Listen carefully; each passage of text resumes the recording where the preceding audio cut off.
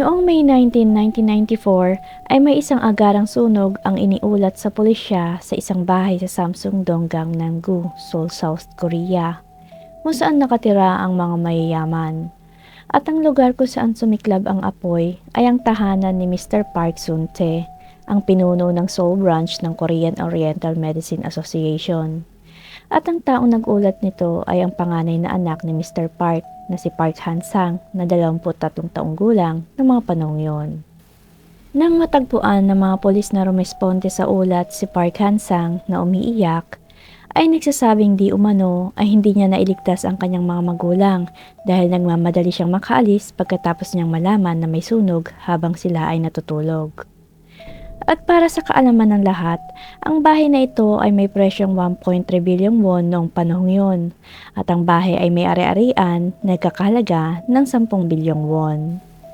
Noong unang sumiklab ang apoy ay inakala ng mga pulis na ito'y simpleng aksidente ng sunog lamang. Una sa lahat ay nagsimula ang apoy sa unang palapag ng bahay. Ito ay ganap na nasunog. Ang ikalawang palapag ang pangunahing space para sa pamilya. Ngunit dahil sa construction, ay sa unang palapag sila namamalagi. At sa first floor na ito ay 3 bangkay ang natagpuan. Si Mr. Park Sun-tae, ang kanyang asawang si Cho Sun-hee, at ang 12 taong gulang na pinsan ni Park Han-sang na namatay din sa sunog. Agad na sinimula ng mga pulis ang pag-iimbestiga upang matukoy ang dahilan. Ang kalagayan ng mga katawan ay hindi pangkaraniwan dahil sinasabing namatay sila sa isang sunog. Ngunit ang mga katawan nila Mr. Park at Miss Cho ay mayroong mga saksak sa iba't ibang parte ng katawan. At may dugong natuklasan sa eksena. Ang katawan naman ng pinsan ni Park Han-sang ay walang bakas ng saksak. Mahirap sabihin na ito ay isang kaso na ang layunin ay simpleng pera dahil napakaraming sugat sa katawan ng mag-asawa. Mukhang may galit ang gumawa nito sa kanila na aabot sa 40 hanggang 50 na sugat ang matatagpuan sa bawat isa. Ang kaso ng parricide na ito ay itinampok sa front page at laman ng dyaryo araw-araw noong panahong yun at nagdulot ng malaking kaguluhan sa bansa. Si Park Han-sang ay isinilang bilang panganay sa 2 anak ng kanyang ama na sina Mr. Park at ang kanyang ina na si Mrs. Cho. Mula sa murang edad ay lumaki si Park Han-sang sa isang mayamang kapaligiran.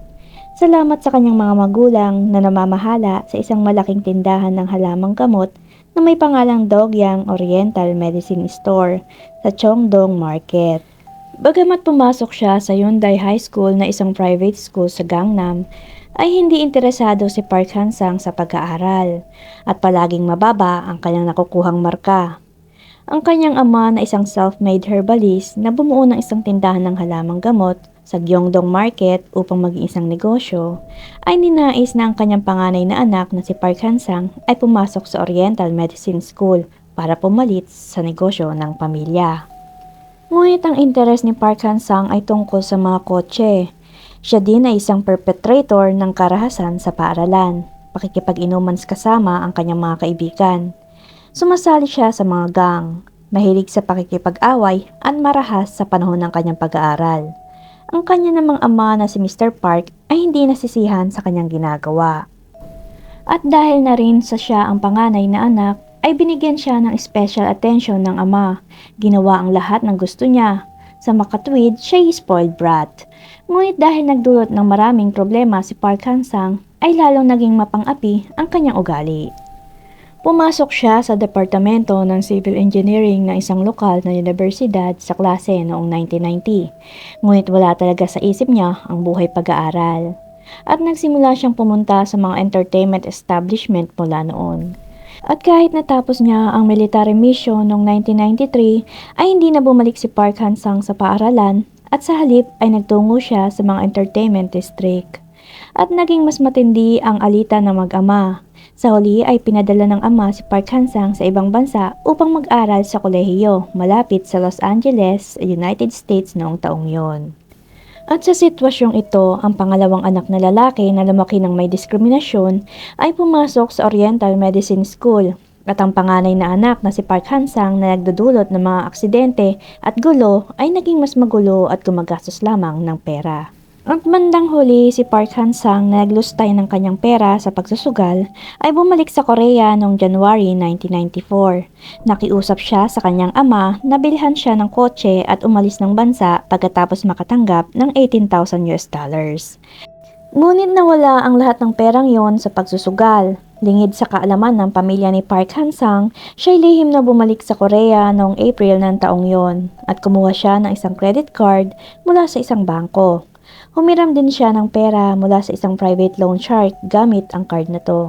At namuhay ng immoral na buhay sa pamamagitan ng pagpunta sa mga hotel at nightclub. Gayunpaman, pagkatapos ng 3 araw, ay natuklasan ng kanyang mga magulang ang lahat ng ginagawa niya at pinabalik siya sa Estados Unidos. At pagkatapos nito ay nagpatuloy siya sa kanyang bisyong alak, sugal at pagdodroga na naipon ng utang na umabot sa 37 million won. At kalaunan ay pinilit niya ang ama na bumalik na lang siya sa Korea. Ang amang si Mr. Park na hindi nakatiis ay sumigaw sa anak na si Park Han-sang na nagsasabing di umano ang kanyang anak daw ay isang bastardong walang magawa at sinabing hindi niya ito anak na sumisira sa reputasyon ng pamilya. Sa mga oras na to ay pumasok sa pag-iisip ni Park Han-sang ang dyablo. Iniisip niya na kung wala na ang kanyang mga magulang, lahat ng kayamanan ay magiging kanya at magagawa niyang mabuhay ng masayang buhay na gusto niya hanggang sa siya ay mamatay. Si Park Han-sang na nagtatanim ng sama ng loob sa kanyang mga magulang ay bumisita sa Sun Shopping Center at isang gas station sa Sindandong noong May 13, 1994 para bumili ng mga gagamitin para sa pagpatay, kabilang ang isang na hiking knife at gasolina.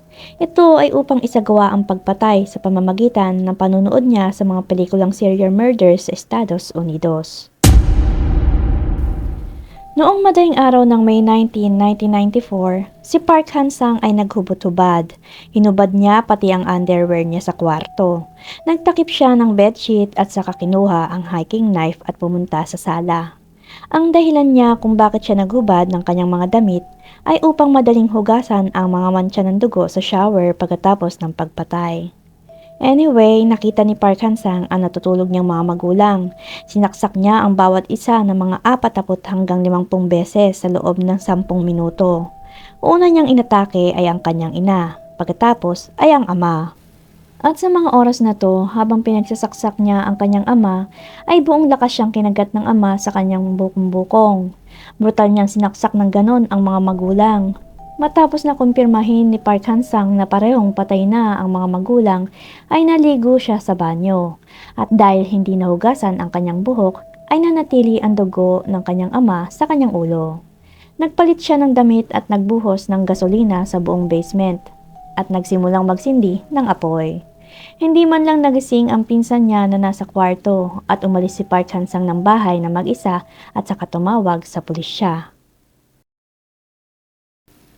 Gaya ng sinabi ko kanina, ang ama ni Park Han-sang na si Park Sun-tae ay nagtrabaho bilang isang nagbebenta ng herbal na gamot at ang gustong-gusto niyang mangyari ay si Park Han-sang ang pumalit sa Oriental Medicine Doctor na nagtatrabaho sa Oriental Medicine Clinic na binuksan niya. Kaya naman pumasok si Park Han-sang sa Oriental Medicine University. Si amang si Park Sun-tae ay isang debotong Kristiyano. Isa rin siyang elder sa isang simbahan sa Gangbuk. Mahilig din daw magsimba si Park Han-sang. Sumunod siya sa yapak ng kanyang ama at naging presidente pa ng high school club. Sa totoo lang ay nakilala niya ang mga kaibigan niya sa simbahan pagkatapos magsimba. Sinabi niya na mas gusto niyang maglaro. Gayunpaman nang siya ay naging senior sa high school, ang kanyang ama na si Mr. Park Sun-tae ay pinigilan na siyang magsimba dahil kailangan daw niyang mag-focus sa kanyang pag-aaral. At kahit lumipat siya sa Samsung-dong, ay sinusubukan niyang mag-aral. At pagkatapos niyang mag-military mission noong 1993, ay nag-aral na siya sa Estados Unidos. At habang nag-aaral siya sa pagtitraining ng wika, ay natuto siyang magsugal. Araw-araw siyang pumupunta sa bahay sugalan. At umabot sa 5 hanggang 8 milyong won ang nasasayang kada araw. At sa mga oras na to ay isang maliit na pagbabago ang nangyayari sa bahay ng ama ni Park Han-sang. Habang pumapasok ang nakababatang kapatid niya sa Oriental Medicine University, ang mga atensyon at pagmamahal ng kanilang mga magulang ay nakadirekta sa kanyang kapatid. Kaya't palaging iniisip ni Park Han-sang ang mga yon at hindi na siya nakakapag-focus. Samantalang hiniling ni Park Han-sang sa kanyang ama na bayaran ang kanyang utang. Ngunit tinanggihan siya nito at doon nagsimula na umabot sa rurok ang sukdulang galit ni Park. Walang ari-arian si Park Han-sang kung wala ang mga magulang. Sa tingin niya ay magagawa niya ang mga gusto niya kung wala na ang mga magulang. Kaya ginawa niya ang kakilakilabot na krimeng ito. Ang kanyang karumal-dumal na krimen ay nakilala sa mundo. Tumaas ang interes sa Orange Tribe. Ito ay dahil si Park Han-sang ay isang typical na orange person. Ang mga orange people noong 1970s at 1980s ay ipinanganak na may tinatawag na gintong kutsara sa bibig. Higit sa lahat ay nakatira sila sa Gangnam-gu. Ang mga tao noon ay malaya at labis na gumagastos sa allowance na ibinibigay ng kanilang mga magulang. Tumutukoy sa mga kabataang nasa edad 20. Mabalik tayo sa eksena ng insidente. Nang si Park Han-sang nag-ulat sa mga pulisya na insidente, ay nadatnang humihikbi. May konting paso sa kanyang mga kamay. Pinakalma siya ng mga pulis at saka isinugod sa ospital. Sa oras na yon ay napansin ng isang pulis ang bukong-bukong ni Park Han-sang. May nakita siyang sugat na parang marka ng kagat at doon lumabas ang conclusive evidence.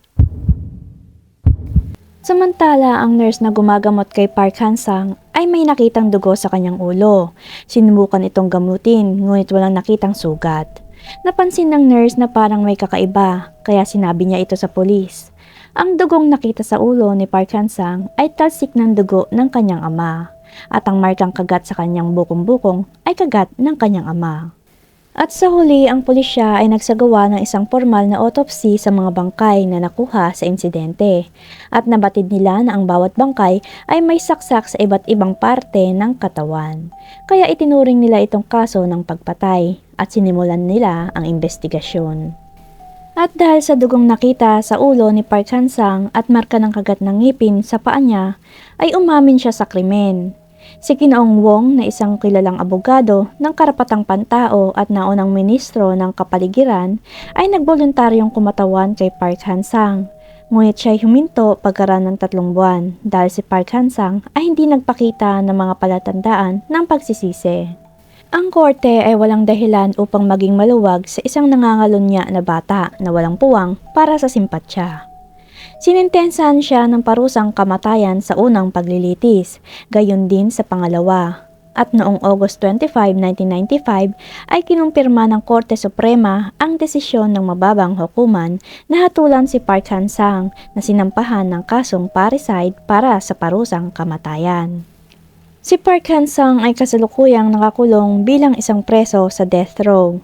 Isinalang-alang na ang South Korea ay isang bansa na epektibong tinanggal na ang parusang kamatayan. Kaya ito ay bababa sa habang buhay na pagkakakulong na walang parol. At ang lahat ng ari-arian ng mga magulang na hinahangad ni Park Han-sang ay ibinigay sa kanyang nakababatang kapatid. Ang lahat ng namatay dahil kay Park Han-sang, naway ang inyong kaluluway magpahinga na sa kapayapaan.